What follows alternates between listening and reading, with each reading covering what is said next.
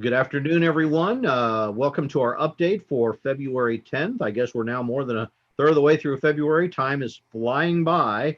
So is the legislative session. I think we want to start, though, not with legislative news, but with State Board of Education news. They took some action today on some, well, Scott, tell us what they did today. They approved this Navigating Next document. And what it does is it seeks to help schools meet the academic and social emotional needs of students for the rest of this year and then prepare for the next couple of years.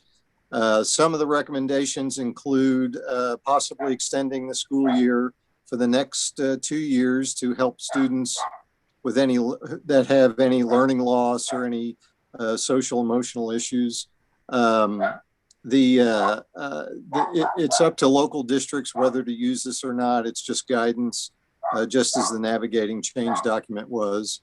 And one component is it has a Kansas Teachers and Learning Project resources on the KSD website. This is a tremendous resource for teachers. And another component of this whole ball of wax is that they are going to appoint a task force to kind of oversee the allocation of $400 million plus in federal funds that Kansas schools are going to get through the COVID Relief Act. So sort of a big amendment to the Navigating Change document.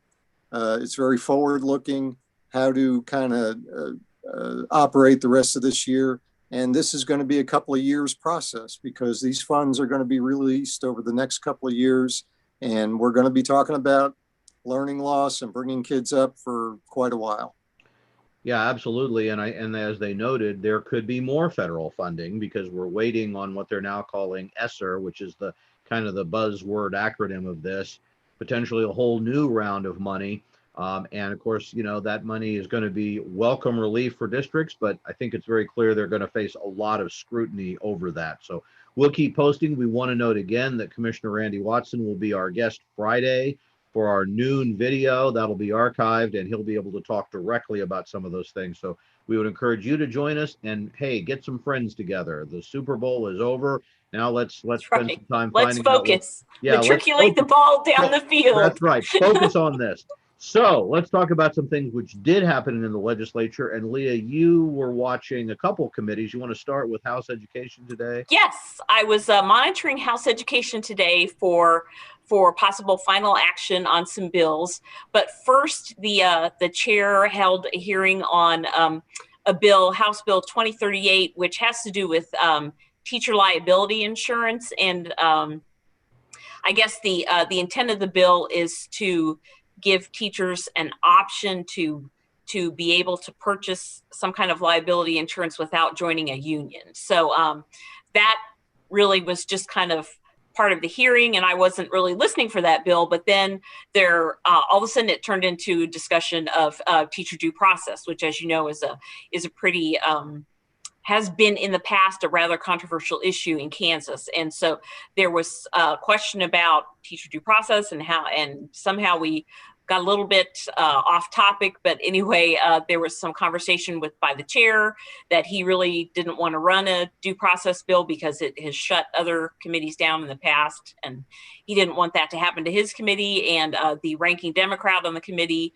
Representative Jerry Stogsdill from the Kansas City area, said he intends to introduce some sort of teacher due process bill next year. So that was kind of the conversation there. They got a little bit off topic there on that one bill. Then they turned to having,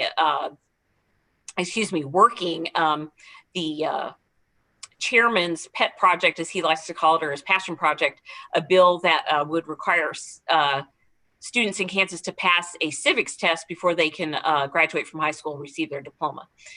He is very enthused about this bill. He talked about how he met with the state board this morning about it, and civics education is good. And I guess they're going to keep talking about this issue. But meanwhile, he wanted to kick this bill out and keep working on it. And there was some discussion by the committee members, some confusion. Some of the members had thought they were real strongly even in favor of it last week during the hearing, but as they learned more and had more questions, they were a little bit hesitant. So ultimately, rather than pass the bill out as favorably amended from the committee, which is, just kind of a mark of committee favor. They ended up passing it 12-5 to the full House, but without a recommendation. So that's a little more of a tepid kind of note. And the Democrats on the committee voted no. And 4 of the 5 Democrats specifically asked to have their no vote recorded because they feel pretty strongly that the bill is not where it needs to be. And in fact, one of the members said, you've got KASB, United School Administrators, and KNEA all opposed to this bill, but willing to keep working with the legislature and the state board. We should listen to them. We shouldn't kick this bill out now. But the chairman prevailed, and so he would have preferred a favorable recommendation from the committee, but it did pass out with no recommendation. Let me hit a couple things happening in the Senate, and then we'll wrap up with anything else in the House. Senate Education Committee met today to continue their work on the Department of Ed budget. We testified. Our testimony is available through various sources, and they're going to continue those deliberations. But we might note that tomorrow the Senate is scheduled on general orders to debate Senate Bill 61, the Senate version of the private school tax credit. So you may want to be contacting your senators if you haven't with your concerns on this bill. Senate will meet at 2:30. I haven't looked at the rest of the calendar, but that's up. Yesterday, the Senate passed, I believe, at least advanced to final action, Senate Bill 32, which is the dual credit bill that KASB was in favor of. They also dramatically expanded the cost of the big income tax bill that is being looked at. That had been trimmed back because of concerns about cost. There are still concerns. Now there are more concerns because the price tag has been increased by some amendments that were added. We'll be watching all of that. And then a couple of other committee notes. Leah, you watched House Judiciary. I did. Your bill. Want to share that? Yes, that bill, and I was watching it all afternoon, and now the number is escaping me. I think it's 2154. Would authorize KSDE to enter into a partnership or into a contract with a private vendor, which would install cameras on school bus arms to help enforce violations of the school bus passing law. Apparently in Kansas, there are up to 1,000 violations every day. So people are passing stop school buses, every day in Kansas. And so this bill would allow the State Department to enter into a partnership. Local boards are not required to install those cameras on their buses, but if you wish to, you would pass a resolution saying, we agree to do this, and then you could install those stop arms. But again, it's not a requirement. So there's quite a bit of testimony from USA and KASB. We joined the bill, supporting the bill.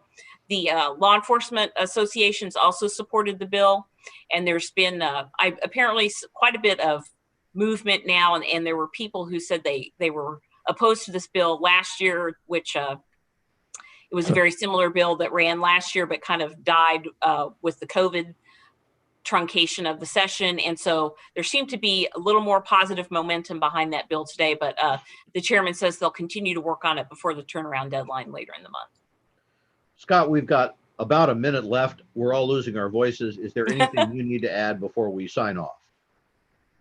Just that House K-12 is meeting again tomorrow. They did not take any votes on bills today.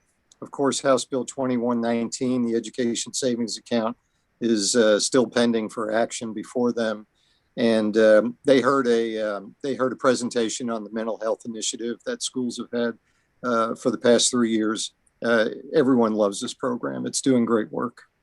That's fantastic. Okay, well, we'll just hope to see you all tomorrow afternoon. How late it is just depends probably on how long the K-12 Budget Committee goes. And we'll also tomorrow have our first look at committees coming up for next week. See you tomorrow. Hopefully also